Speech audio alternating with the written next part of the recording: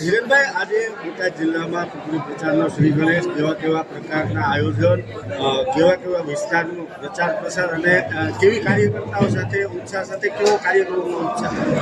આજે ગુજરાત કિસાન મોરચા દ્વારા ગુજરાતના પ્રદેશ અધ્યક્ષ આદરણીય જગદીશભાઈ વિશ્વકર્મા સાહેબના માર્ગદર્શન હેઠળ કિસાન મોરચાએ બોટાદની અંદર કષ્ટભંજન દેવ દાદા, સારંગપુર હનુમાનજી દાદાના દર્શન કરીને લાઠીદળ ગામથી કિસાન સંવાદ કાર્યક્રમનું આયોજન કર્યું છે. ગુજરાતના તમામ ગામોની અંદર કિસાન મોરચા દ્વારા ખેડૂતો સાથે કિસાન સંવાદના કાર્યક્રમો થશે.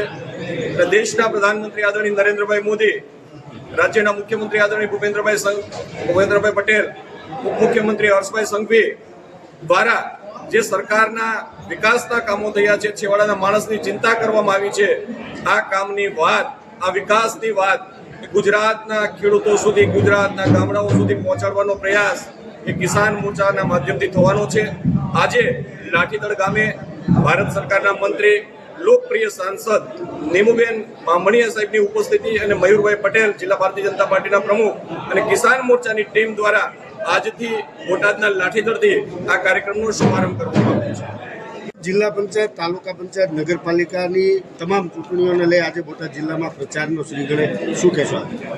આપણા ગુજરાતમાં સ્થાનિક સ્વરાજની ચૂંટણી જાહેર થયેલ છે.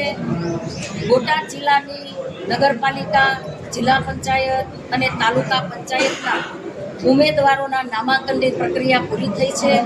આજે લાઠીદળની અંદર કિસાન સંવાદના કાર્યક્રમ અંતર્ગત અમારા ગુજરાત પ્રદેશના કિસાન મોરચાના પ્રમુખ શ્રી હિરેનભાઈ હિરપરા એની ઉપસ્થિતિની અંદર આજે કિસાનોના સંવાદનો કાર્યક્રમ યોજાયો છે. અમારા બોટાદ જિલ્લાના પ્રમુખ શ્રી મયુરભાઈ પટેલના નેતૃત્વ હેઠળ સમગ્ર બોટાદની અંદર નગરપાલિકા, જિલ્લા પંચાયત, તાલુકા પંચાયતની ચૂંટણી લડાવવા જઈ રહી છે.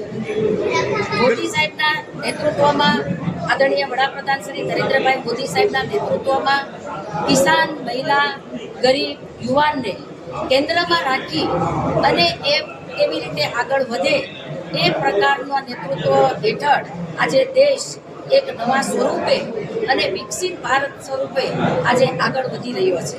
પિનથી લઈને સ્પેસ શટલ સુધી આજે ભારત આત્મનિર્ભર બની રહ્યો છે.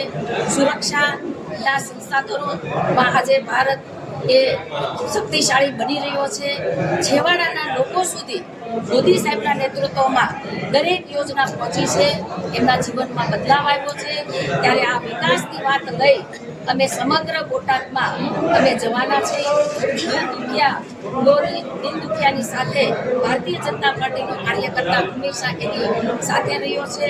કોરોના જેવા સમયની અંદર પણ ભારતીય જનતા પાર્ટીનો કાર્યકર હંમેશા એમની સાથે રહ્યો છે.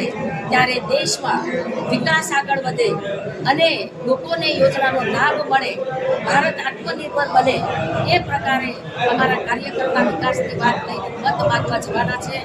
આદરણીય વડાપ્રધાન શ્રી નરેન્દ્રભાઈ મોદી સાહેબ અને અમારા કેન્દ્રીય મંત્રી અમિતભાઈ શાહના નેતૃત્વમાં આ સમગ્ર ચૂંટણી છે એ લડાવવા જઈ રહી છે.